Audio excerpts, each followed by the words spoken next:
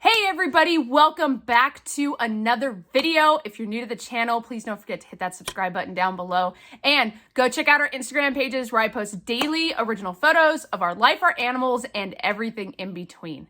So for today's video, we are back in front of the rat racks. So today we are going to be doing a rat breeding and care video, a little bit on the care part and a little bit on the update of our colony and how we are doing re-establishing our colony since we have moved.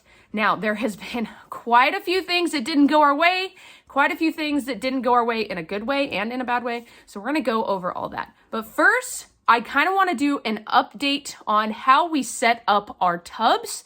And this is because since we have moved, trying to find some of the products and the substrates and things that we used before we moved, we can't find here.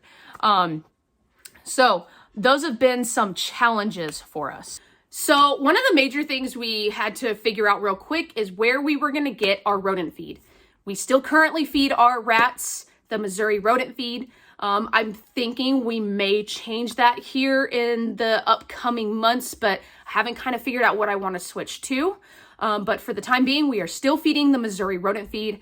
We found a gentleman near us who does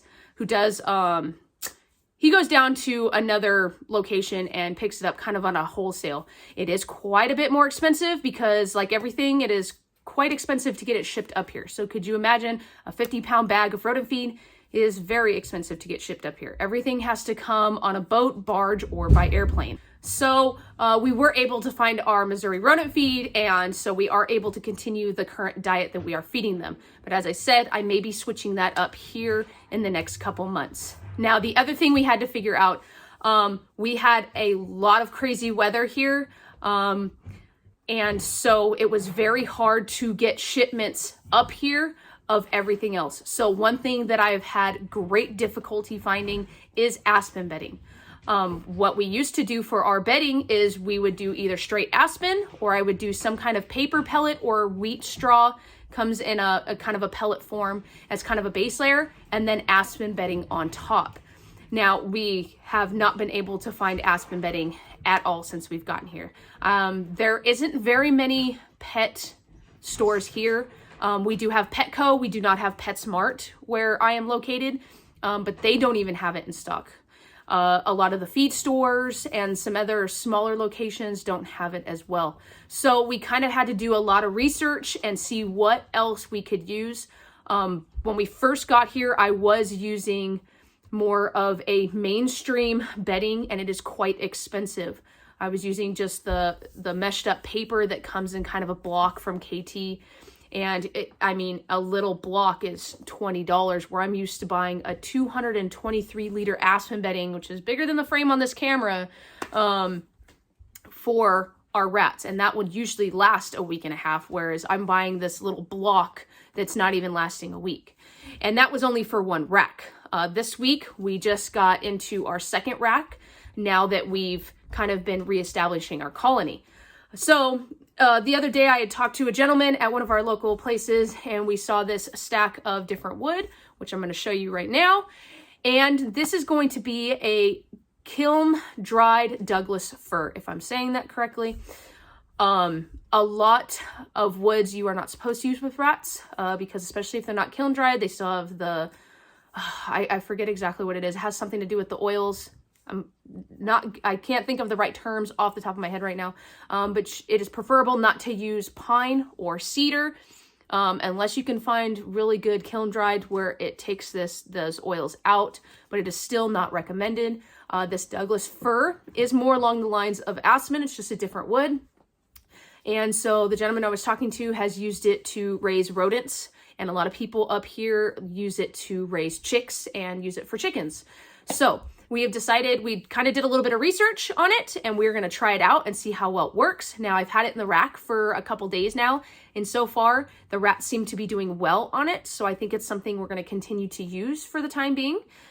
So far it smells great, and it seems to do the same job as the aspen. So I'm hoping it'll work out really good, and I can get a huge block of it for about $20. So again, that is a huge cost saving as well. And they have it readily available. We've already talked to the local gentleman about possibly getting a pallet to get us through the winter. So that way we're not, you know, looking around and struggling to find different products over the winter time when shipping tends to be a little bit more difficult. So let's go over real quick how I set up a tub. So we always clean out our tubs with some disinfectant. You can use soap and water, whatever you please. I always put a generous layer of, now we're using the kiln dried Douglas fir. We put a nice generous layer in there so that way they can burrow in it, play in it, and it also keeps them warm. I always give my animals the apple wood sticks, and this is to chew on because rats will continually grow their teeth and they need something to chew on to kind of keep them in check. If your rats get overgrown teeth, it can cause abscesses and a ton of other problems, and you don't want to have that. So then I always give my rats treats. In addition to the Missouri rodent feed, I try to give them natural things. I do use cheese. A lot of people don't like to use cheese because it is high in fat and sugars. However, especially for my females, I find that it makes them a little bit more plump, gives them a little bit more nutrition and the extra fat that they need to produce young. And then of course I give it to them while they're nursing, and it helps with milk production as well. So just like in humans. So, and then this week we had a lot of babies that we were transferring over. We have grown up, and we figured out that, here, let me show you. So we had gotten a hairless male from a local friend of ours before we moved. And we quickly figured out that our hairless albino male, I'm pretty sure is not albino. I'm sorry. We just woke you up, huh? Hi, sorry. We quickly figured out that he is not albino. He has red eyes, and his peach fuzz, when he's not so greasy, is white. We even had him checked out by a local vet who said that he was a hairless albino as well, which is why we were allowed to bring him. But as you can see, this is one of his offspring, one of the babies that we had when we first got here. And if he was an albino, mama was an albino, we should have had albino babies. These are not albinos, as you can tell. So we have bred him a few more times just to make sure. And I will show you that he is very much not an albino, because all of these are his offspring. What we have been doing is we have been keeping all of the females from all the litters to grow our colony. And now we have many tubs full of breeders. And these are some that I just are weaned. And again, not a single albino. So, yeah, he's going to be taken out of the rotation here pretty soon. So we can start creating a lot more albinos. We do have albino males that we brought with us. Let me go ahead and show you those boys. These were some males that we produced and we brought with us. So that way we would have some male breeders. What's up, big boys? Hi. Good morning. So these are 3 males that have lived together, so they do pretty well. They don't fight or anything. And these are going to be some future breeders for us. But yeah, we need to be making some more albinos. Yeah, so you can imagine that first clutch, they came out and I was kind of puzzled because they come out and they're all pinkies, obviously. But usually after a couple days, you can start seeing a little bit of a skin pigment change or a little bit of change in the peach fuzz. And obviously with an albino, they're going to look very, very light compared to any other pinky that is going to end up having some kind of pigmentation or a different hair color.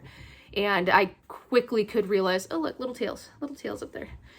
I quickly realized that these were not albinos. We did not get one single albino from that litter when we first got here.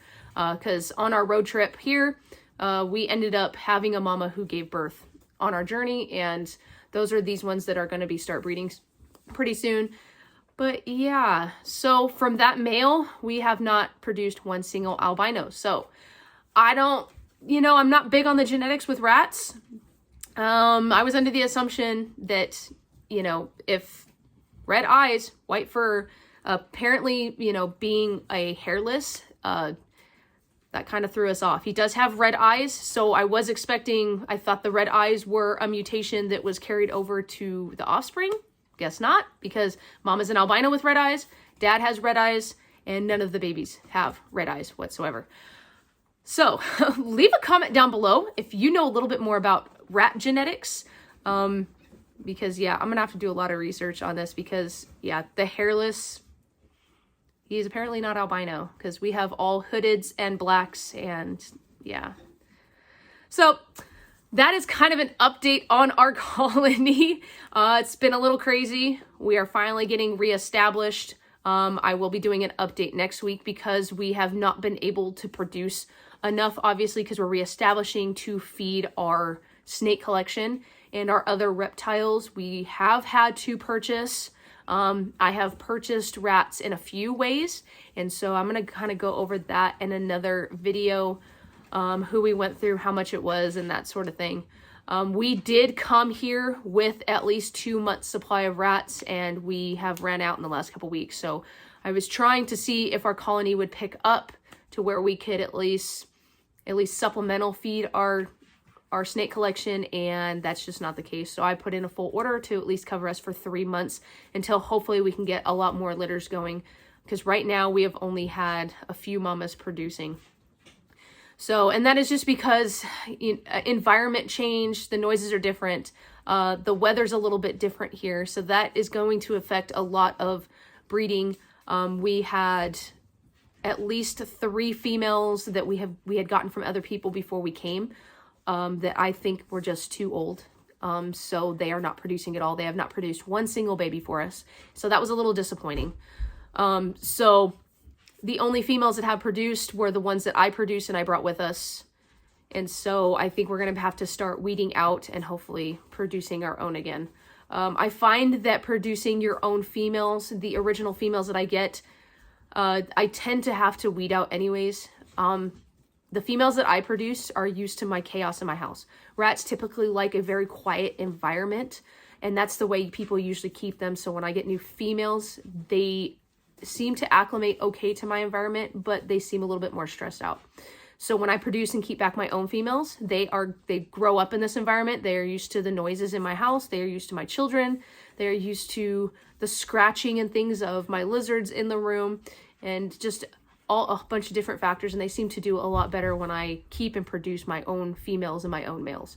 So that's kind of where we're trying to get back to. So of course, this whole rack is filled with the females that I have produced, and they seem to be thriving and doing very well. So we are going to start pairing some of the albino males that I have produced with them. So hopefully we can get more albinos, and we're going to have to weed out, obviously, some of the non-albinos out of this collection or out of this colony. So a lot of work ahead, and I'm going to keep everybody updated because, you know, it's like we reestablished our colony and we got used to doing things a certain way. And then when we moved, we have to reestablish our entire colony, and we have to get used to doing things a little bit differently based off of where we live. So I thought this would be pertinent to share with you guys, because I know in certain parts of the country, you can't always get aspen, or you have to look at different alternatives for substrate, or you may not be able to get the Missouri rodent feed. So that is why the Missouri rodent feed we can get here, but it is very difficult and very expensive. So I'm going to be looking into other alternatives that maybe might benefit somebody who can't get Missouri in their area. Kind of gives you a way to look and analyze what you have in your area to see what's going to best work for your colony and your situation. So I'm going to be sharing all those updates here in the next month or two and throughout the summer, because I think what we're going to do is we're going to find some products and things that we like that work well for us. And I think we're going to do large pallet orders during the summer to get us through the winter, which it's going to be costly, but in the long run, when you order by the pallet, it's going to be more cost efficient in the long run. Yes, you have to pay for the upfront cost, but if you look at what it would cost for an individual bag when you do it on a pallet size, it's going to be quite a bit cheaper. So as a business and running a business, I'm looking at the yearly and the monthly costs, not just what I'm paying each time I go. So those are some other things I'm going to go over in some business videos over the next couple months, and kind of different ways to look at it, different perspective versus an individual hobbyist breeder or if you're trying to run a legit business, there are a lot of different aspects and different ways and point of views to look at things. Some ways it might work for me may not work for you, and sometimes depending on your region, things are just a little different. So there is one last thing that I want to show you guys before we end this video. Let me go get them. So here they are. We went to our local feed store and we got some more mice. You guys need some more food. So they are getting acclimated. I kind of had them in a quiet area in the house. Sorry, I woke you guys up because I wanted to show you guys. So we got 6 females and 3 males, and I am going to be separating them out to a bigger tub. But because of where they came from, I kind of wanted them in a more secure, smaller environment until they got a little more acclimated to our sounds and noises. But there's all the little mousies. So far they're doing good. Some of the females in where I got these, they kind of looking a little scraggly. So I wanted to kind of give them a quiet environment and give them some nutritious food. And their fur seems to be getting a lot better. It's filling in, and everybody seems to be doing a lot better. They're looking healthy, so hopefully we can get our mice colony going again. We're going to be having some babies here, hopefully some snake babies here. And we have found that feeding them mice when they first start out gets them off to a better start than trying to feed them frozen thawed fuzzies or even a live fuzzy. We try to do mice for the first couple feedings, and then we switch over to rats, and it seems to have worked very well for us. All right, guys, well, that is it for today's video in our rat breeding and care, more of an update type video, showing you guys a little bit what substrate I have changed out to, and I'll keep you guys updated. I know there's a few people that I've talked to that are kind of interested and curious on how this is working out for me, switching to the different wood because it's something that they have available in their area and would like to try it out as well. So I will be doing an update video probably in the next couple weeks because I really want to test this out and make sure it's not going to cause any issues for my rats, obviously, before I come on here and recommend it to somebody else. But so far it's been about 2-3 days and I haven't heard any kind of sneezing. Everybody seems to be enjoying it. I see the rats burrowing in it, and they're really making nests and kind of sleeping and keeping them warm. So that is all good things that I'm seeing. And then hopefully we'll be having some mice babies here. These mice that I got, they are a little young. They didn't have any adults to sell. Most of their adults are breeding in-house. So most of these are more like weanlings. So it could be a couple more weeks to a month before we start having some litters from the mice, but we got to start somewhere, right? We couldn't bring any of that stuff with us.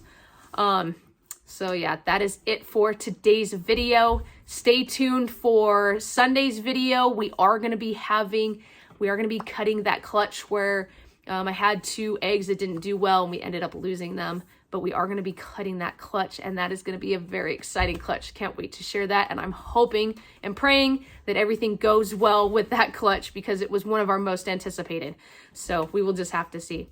So thank you again for tuning in. Thank you for subscribing and watching our videos and sticking with us through kind of this crazy transition in our life. We can't wait to share everything with all of you guys. This year, I promise, is going to be way more epic. Last year I was expecting more and we didn't have as much, but you know, we share the good, the bad, the ugly, and everything. So again, thank you for watching. Thank you for all the subscribers, and we will see you in the next one. Stay safe, stay sane, get out there and make your own footprints. Bye.